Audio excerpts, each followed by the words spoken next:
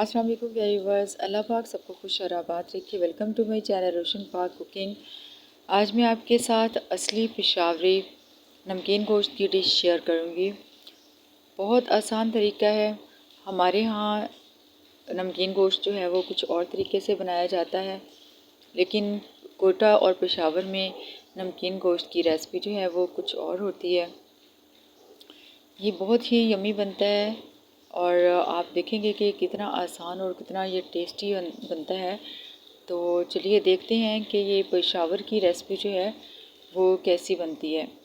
मैंने 1 किलो गोश्त लिया है, मटन है ये, और इसके पीसेस जो हैं पेशावर में बड़े बड़े होते हैं। मेरे पास छोटे पीसेस हैं तो मैंने यही ले लिया है।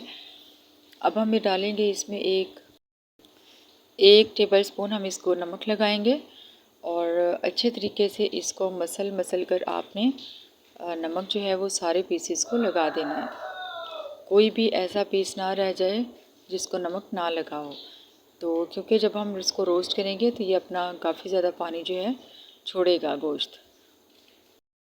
नमक लगाकर गोश्त को हम तकरीबन आधे घंटे के लिए रख देंगे और इस तरह की एक हांडी लेंगे।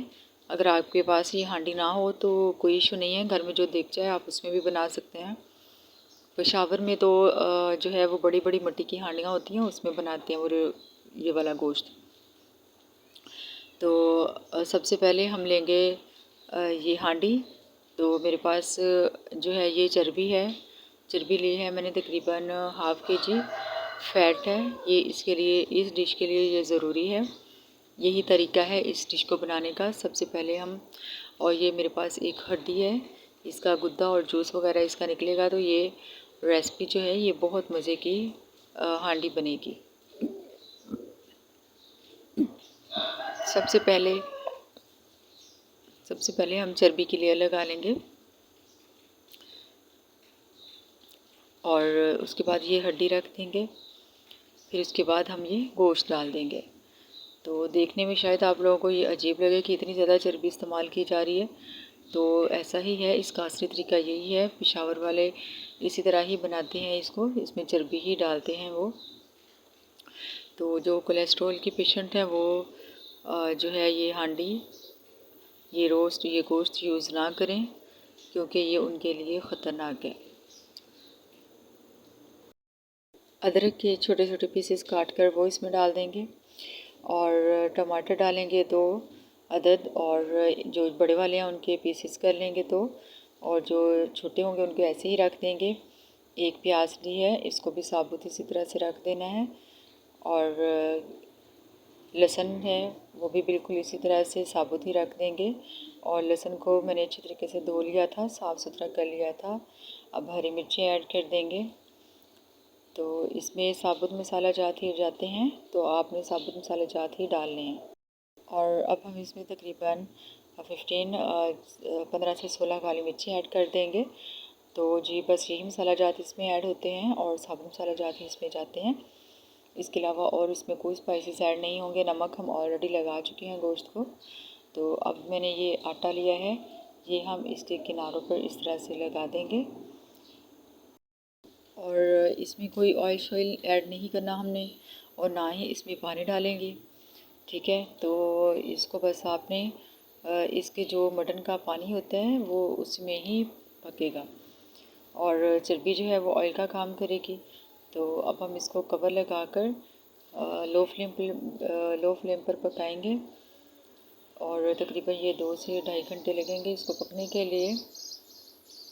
तो जो है इसको, वैसे तो पेशावर वाले जो हैं वो तो इसको कोयले पर पकाते हैं, लेकिन गर्मी की शिद्दत की वजह से कोयले वगैरह दहकाना मुनासिब नहीं समझा मैंने, तो हम इसको चूल्हे पर लो फ्लेम पर ही पका लेंगे।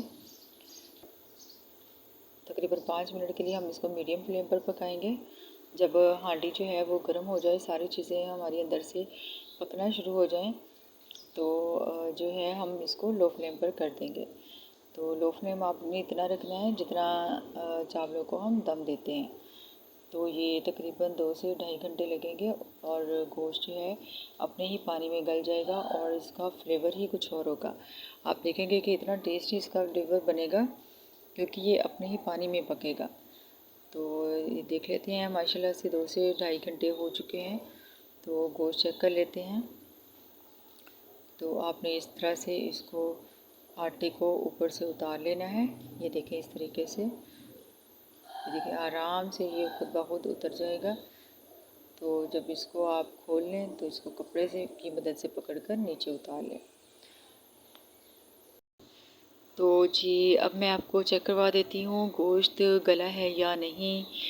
तो ये देखें, इसमें पानी आपको नज़र आ रहा होगा, मैंने इसमें पानी का एक बूंद भी नहीं डाला है, लेकिन गोश्त ने अपना पानी छोड़ा है और ये अपने ही पानी में गला है। तो ये अपने ही पानी में जब गोश्त पकता है तो वो इतना मज़े का बनता है कि आप टेस्ट करेंगे तो आप हैरान रह जाएंगे कि ये इतनी कम स्पाइसेस के साथ इतना मज़े का रोस्ट बन जाता है। ये बहुत ही मज़े का बनता है।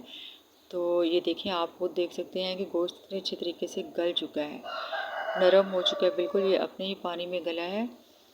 तो अब हम इसको जो है मज़ीद नहीं पकाएंगे। थोड़ी सी हरी मिर्ची इसमें और ऐड कर देंगे स्पाइसेस के लिए। तकरीबन 2 से 3 हरी मिर्ची मैंने काट कर और ऐड कर दी हैं। ये पानी आप देख सकते हैं, इसकी यखनी, इस यखनी को हम ड्राई नहीं करेंगे, इसको मज़ीद हम नहीं पकाएंगे, हम इसी तरीके से ही इसको सर्व करेंगे। ये देखें माशाल्लाह से कितना अच्छा गोश्त तैयार हो चुका है। मटन था और पीसीज इसके छोटे थे, तो इस वजह से ये जल्दी तकरीबन 2 घंटे में तैयार हो गया है। तो ये देख सकते हैं आप इस तरीके से, ये बहुत ज़्यादा गर्म है, हांडी में बहुत ज़्यादा गर्म होता है ये। तो ये देखें इस तरीके से हम इसको डोंगे में निकाल लेंगे, सर्व कर लेंगे। ये बहुत ही आसान तरीका है, बिल्कुल भी मुश्किल नहीं है।